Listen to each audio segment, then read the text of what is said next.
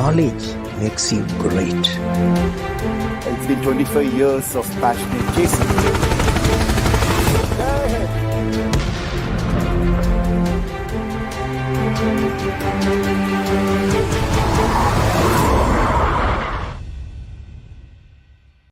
Hello, everyone. Welcome to this special podcast from Tarmac Media House. Today, I have with me, a very knowledgeable air warrior, Wing Commander Sudhakaran, who has served the Indian Air Force till 2 years back, and he came out after serving for close to 23 years, held very key positions, and I would say one of the architects of AFNet, which everybody knows.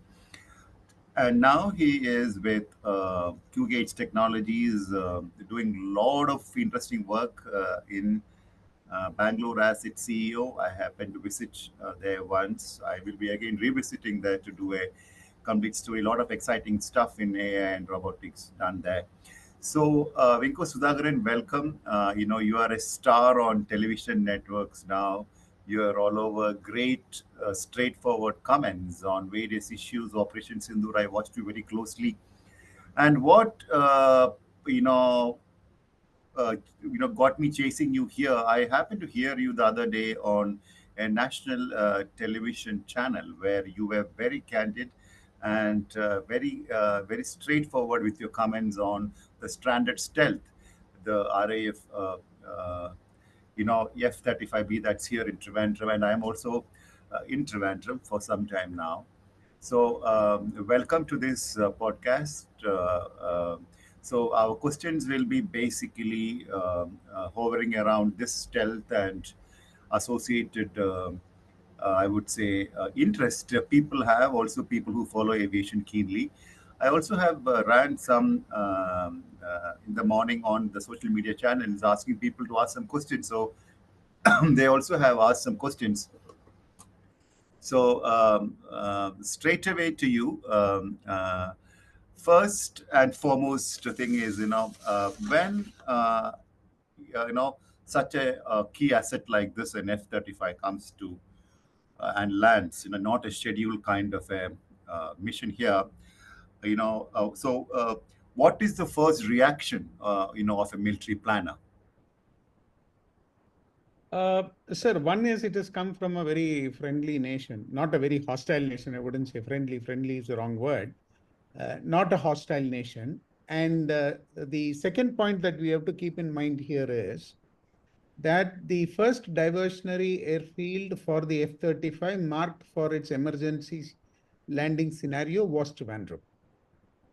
And it was operating out of a warship, which means the country which was operating it, in this case, United Kingdom, has found more comfort in India. Otherwise, they could have gone to Sri Lanka, or they'd have preferred something lesser.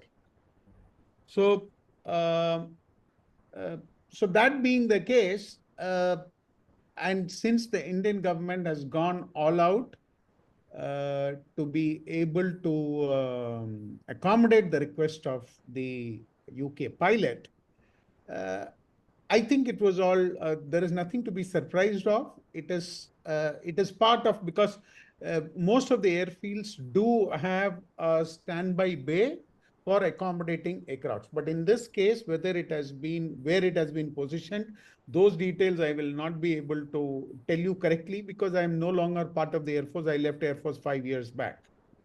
So, Right. So that is what it is. And how significant is such, an event for a non-JSF nation like India? Sir, we can't call it significant. Sir, we are partners in Quad. We have a lot of dealings with the Americans as well as the Brits. In fact, we have just recently signed a free trade agreement with them.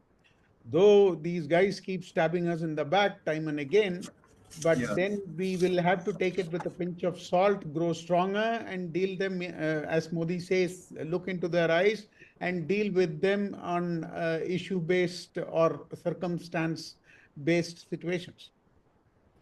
See, considering we have an active AMCA, project that is coming up, what kind of, I would say, intelligence value can be gathered from a visual study of such a stealth jet? So it can be tremendous because though our engineers are working on an advanced aircraft program, and it is very, very essential for India to be self-reliant in the long run. But please, we have to understand that F-35 and F-35B, this is the naval version of that F-35 aircraft. It comes with slightly more added technology because it has got a VTOL capability, vertical takeoff and landing capability, and that too for a warship. So it's got some added features, and there will be a lot of keenness to see because while we know the avion, because this has also come for the Aero India. So not that it has not come to India before, and even there it has been shot extensively. But then in Aero India, in fact, it is, there is a large crew that guards it. And That is an Air Americans, Force version, right? Which came? that's the Air Force version. So there is a large crew that guards it. They know what to protect, what not to protect, and things like that. So you wouldn't get much of an opportunity, but then you get to see the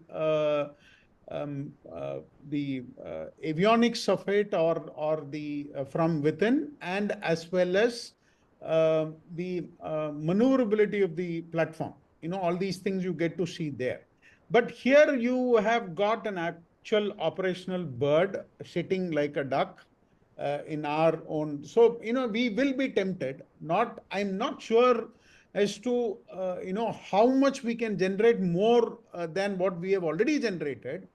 But then, why should we leave an opportunity? It is like that. And every day, we cannot tell for sure what came in Aero India is what has landed here.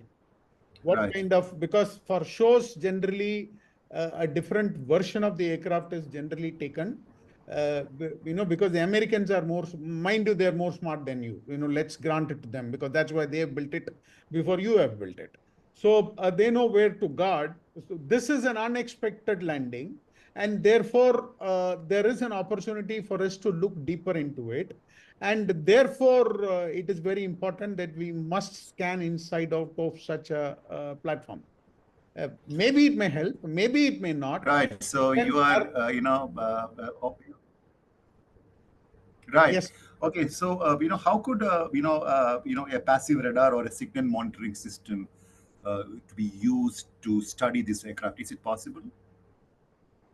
Sir, impossible is the word found in the dictionary of fools. So while that was told by Napoleon, it is still applicable today. So Right. in fact, what we can do is we can do a lot of optical scanning on it. That's Right. best we can do given the kind of diplomatic assurance. So we can't be very intrusive. We can't be like the Chinese who stole the design right from the American nose and then reproduced their aircraft. That's not something what India does. Even what we do, we have to do it. Even in theft, there has to be some kind of grace. All right. I think our people will do it with a lot of grace. So what we can do is we have to look at some kind of standoff scanning and surveillance. In fact, today the technology is such that there are hyperspectral cameras which are sent in satellites, which can actually look down on any ground-based system, and it can go down 7 to 8 layers. That exactly was my next question. So, what can a hyperspectral or an infrared scans reveal without physical access? So it can actually give you multi-band spectral fingerprints of the surface material. Okay, Okay. that is the radar absorbing the RAM. No, it can give you multi-spectral fingerprints, which means it can go deep into it. Like the All first right. layer, what is the spectral fingerprint? The second layer, what is the spectral fingerprint? If there are cables which are running around, it will be able to show that. See, I will give you one example. If you go to an airport, your baggage is scanned before the security. Right.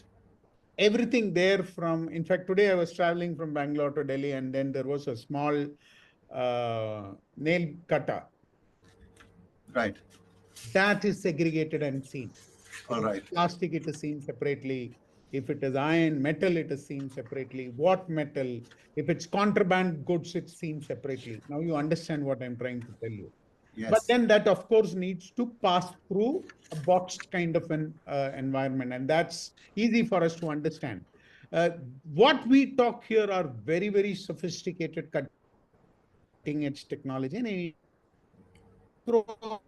has some capabilities here because to the best of my understanding, there have been hyperspectral imaging work that India has undertaken, but I would not be able to tell you with authority, or it's all speculation because I first of all don't come from that domain. But I do understand as an engineer that such technologies do exist and they work. So they can, these technologies prima facie can detect stealth coatings and their spectral behavior. Based on the spectral behavior, we will know what kind of materials are used or to what thickness of the coatings have been used, things like that. Second is the thermal absorption layers. How does it absorb heat? Because heat is a very important signature of a supersonic aircraft. That is one that stealth has to be extremely protective about. The next thing is surface temperature variations. Like, is the entire body uniformly coated, or if there are variations, it is the undulation is more towards more heat generating environments and things like that. So these are things that we would come to know because this is a very operational platform and this is the best in the world. And India has to build its stealth, and ideally, our AMCAs should be stealthy. Yeah, it is, and very interesting topic for me also because I've spoken to a lot of scientists, not with regard to this F-35 in the past, doing stories and on our programs. So it's a lot of work being undertaken at academic institutions, IISc, and also some of the very advanced defense labs with regard to stealth. And so all that what you said in terms of providing a thermal and paint polymer signature analysis, and the degradation on the surface, and also the fact that whether there are any hidden antenna sensors, all these are possible things that might come up if we, in case if there is an interest in it. So I want to just ask you, because of this monsoon exposure, for now it's almost 8 days it's lying outside.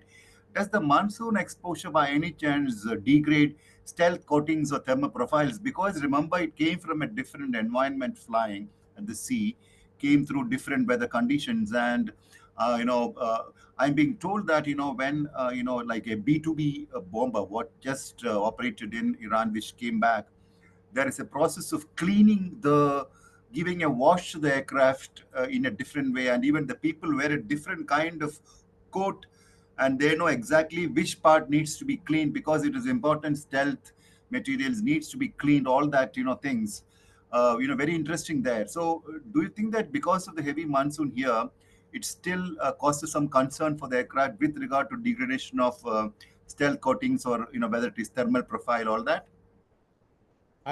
First of all, I'll have to again stick my neck out, not an expert on stealth. But then what I can tell you is stealth requires a lot of maintenance because you are talking about, the wavelength equivalent to that of a radar. Basically, these aircrafts are protected against X-band radar, signatures. So, you're talking about wavelength comparable to, gigahertz range.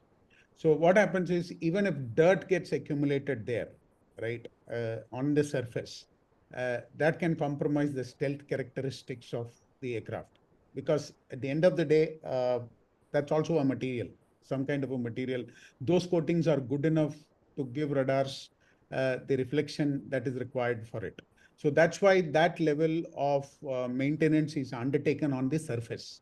A normal Right. aircraft doesn't need that level of maintenance.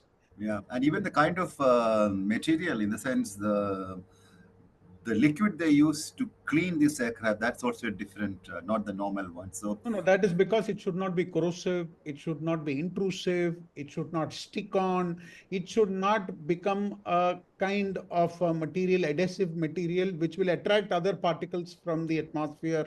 So there are a lot of things into it.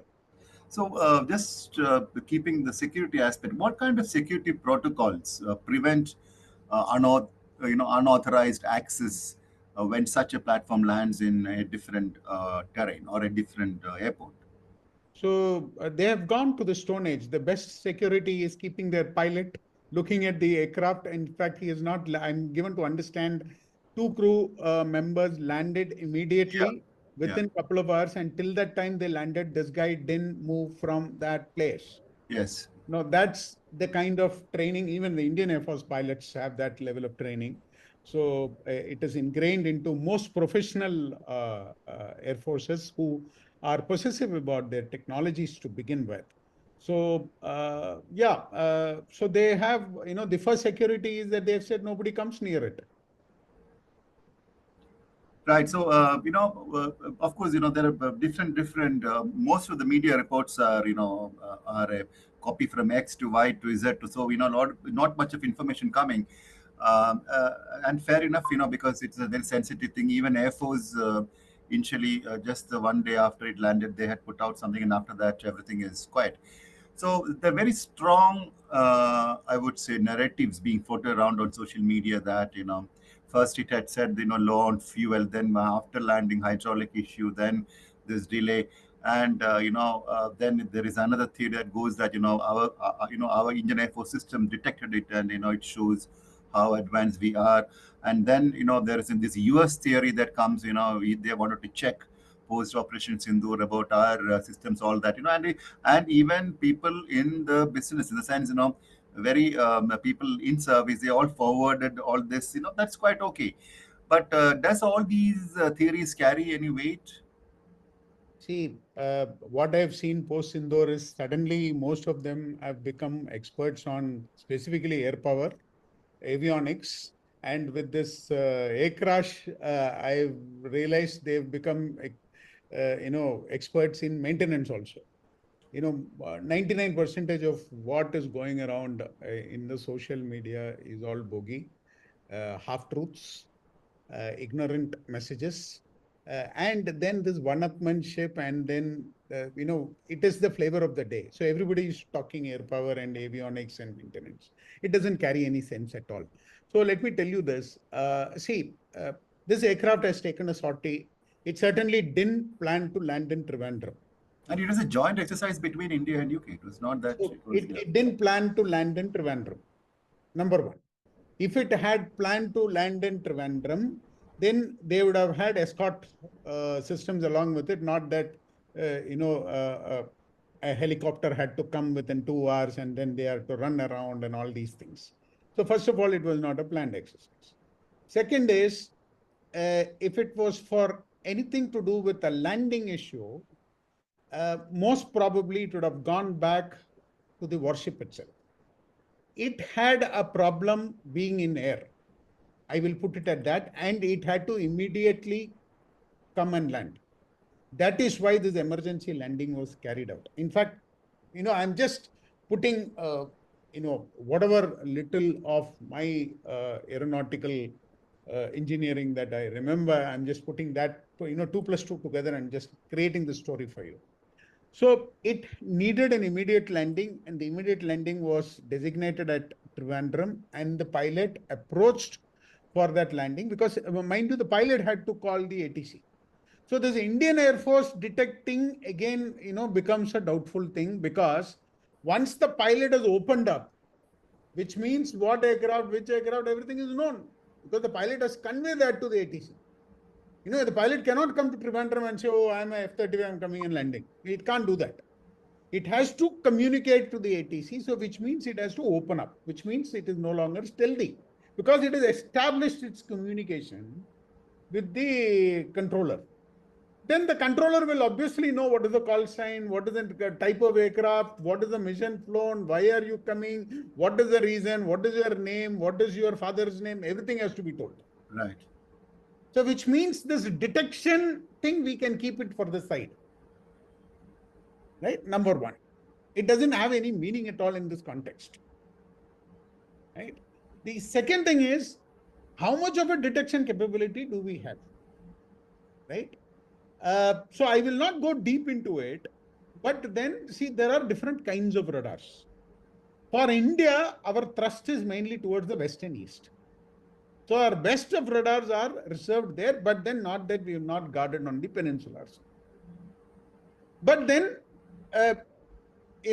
whether do we have something, we do look at something like a stealth aircraft detection capability. I really don't know, right? I'll put it at that, right? I don't want to get Okay, into. so yeah, right. So I want to ask you in a different scenario, if something like this would have happened to our asset, and there are two instances in the history of Indian Air Force. I'm not taking war into the thing, the plane shot down. No, this was in 2000, a Mirage, which was going for an international show, had to be diverted to Switzerland. That's the Mirage 2000, and it was stranded there. And later, diplomatic channels opened up. And then in 2003, when the ready to fly away Sukhois were coming from Russia, the first batch, one of them, we had issues and it had to be diverted to Oman. And then again, Oman being Oman, a lot of diplomatic efforts and all that. So, of course, in both cases, this is not Indian made aircraft, both are foreign aircraft, the Mirage and Sukhoi. So, but we would have also taken some precautions, of course, not with regard to what, but of course, if there are, in both anyway, at that point of time, I don't think so. We would have had some indigenous systems, I'm not sure. But in that scenario, what are the precautions we would have taken? I'm sure then you would have been in service. Again, I was not in the directly connected to the, Yeah, but you're aware of these two issues. Yeah, I'm aware of it. So one thing is, see, why the West fears India is because of the kind of human resources that you have. You have that kind of lab scientists working in these who can actually benefit from this. If you take it to Oman, you know what kind of, not to put them down, but then they simply don't have that capability. You can't build, you can't ask somebody to come and see and photograph it and make sense of it. It's not going to be possible, right? So one is there is no immediate threat like that in a country like, even like Switzerland, right? Because Switzerland is not interested in all these things. They've got different kind of work to do, and they do that kind of work, and their population is very, very minuscule. So you don't directly feel threatened by countries like Switzerland or Oman. But America, will it be frightened by the intellectual capability of Indian scientists? Yes, they will. All right. Okay. And remember, it is not the old Southern Air Command anymore. We have the Southern Air Command headquarters here, and it's a change scenario in the last, I would say, 5-6 years. The kind of assets under it, that you're aware of. So, yes. I also want to ask you purely from, just to understand, because of the kind of knowledge you have in this. So, when a pilot, of such a high value asset flying down and making an unscheduled landing here, does it have any system to protect the mission data, knowing that he is landing in a terrain, See, all these are very highly encrypted codes. Like, for example, I will give you the example of the crash. Right. The complete the flight data recorder, the FDR, the data cannot be, just directly taken out from the, it's not a hard disk that you plug and then you see the files. Right. It's highly encrypted, right? And it is encrypted to the NATO standards. Right. So unless and until you don't have tools and know-how and even the decryption algorithms, you will not be able to do anything with it. So there is no question of any data leakage or anything of that sort. It's just out of question. Yeah, so I want to just ask you one question. Somebody posted on, because I did ask the people to, in case if they're good questions. So here is someone with the handle name Tech Frontier on Right Take handle. He asked, is it possible to track the F-35 stealth fighter jet with other advanced technologies apart from traditional radars? Half of it you have answered, but since there is a question, yeah. Yeah, so we are working. In fact, we are one of the companies that are working on it. So there are advanced technologies like quantum radars. So no stealth can actually evade a quantum radar technically. because Right. it works on the coherence principle of photons, and anything coming in between, it disrupts its line of sight, and Okay. therefore it triggers, and then that's how it gets detected. Okay, yeah, wing commander, another in handle by name Ronak, he asked, how can we engage a stealth fighter using our VHF and UHF radars, even though they don't give us a detailed picture? Things like that. See, this F-35 specifically is designed to evade the X-band of radars. I told you this before. Right. VHF, UHF are, shorter wavelengths. Right. Therefore, this is particularly vulnerable, but then the ranges are very limited. Okay. So that is where, because see, F-35 generally operates at a very, very higher altitude and a farther range. So to be able to track them in the longer range is not possible. I think it is sub 100 wherein it gets detected, and that Right. is So inconsequential. I got it. So there is another chap, by name Bhavin Patil. This is from YouTube. Okay. He has asked a question he's from Gujarat. So he's from Rajkot. So he has asked a question, why you, like a lot of questions you've asked. So, but then I'm just picking up one. Why is it that they're insisting that it has to be kept in the open? That is precisely because if it's moved to a shelter, fear of we indulging in some activities. No, Is it we that? can use, see, we can use better devices to scan it. We will spend the entire nights with it, because that is as beautiful a piece that a man can spend with, in terms of technology, right? And Indians are very horny that way. They'll not leave it. So it was quite interesting you seeing in the news channel. Yes, we will be interested. Yes, we will take a close look. So the purpose of this podcast is not whether India is going to look at it or not, but then generally to get some doubts cleared. But I just want to ask you again. Are there any red lines for a host nation when it can or cannot do with such a platform in a scenario like this? In love and war, there is no rule. We know that. Okay. And we are an aspiring superpower. Right. We are not doing all these things. There is something wrong with us. Okay. See, Modi's India is about, it's not a naive India anymore, right? Mm-hmm. It's not Nehru's India, wherein Mm-hmm. we talked about non-alignment and we talked about all this, things that don't work, all utopian concept. Modi's India is a very practical India. It's India of Chanakya. Chanakya Niti prevails here. You've heard about the unknown gunmen taking down people, right? It is not always the surgical strikes and the Balakots and the Opsindurs. There is a war going on every day, which people are not aware, which the government doesn't claim. An entire Western country, Canada, they wanted to accuse India. Probably, everybody knows some details, heart of heart, but nobody has any detail. We only heard it from the stories of the Mossad and the KGBs or the CIA. Today, Indian Raw is actually seen as a big power, and nobody knows who is bigger today. Right. So given these circumstances, and if I have to add up all these things, there is no reason why anything coming into India should not be scanned. It is our Right. right to do it. It is our right to do that. We must do it.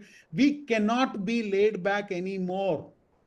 Your existence is at question. See, Jews, you see the kind of desperation that they are in. One, wink of an eye, or if they get, they become complacent for, say, a month or two, they'll be wiped out from the face of earth.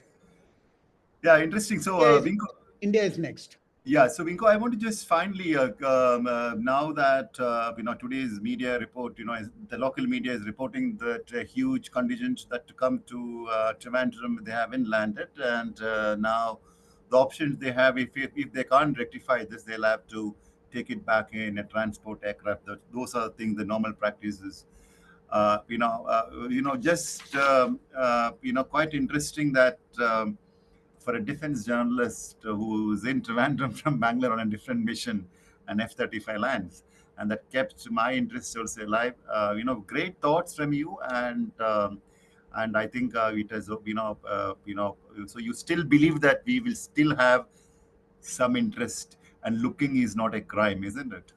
Looking at is not a crime. We will study it. We will study it. I didn't say look, I said we will scan it. We will scan it inside out and we will study it.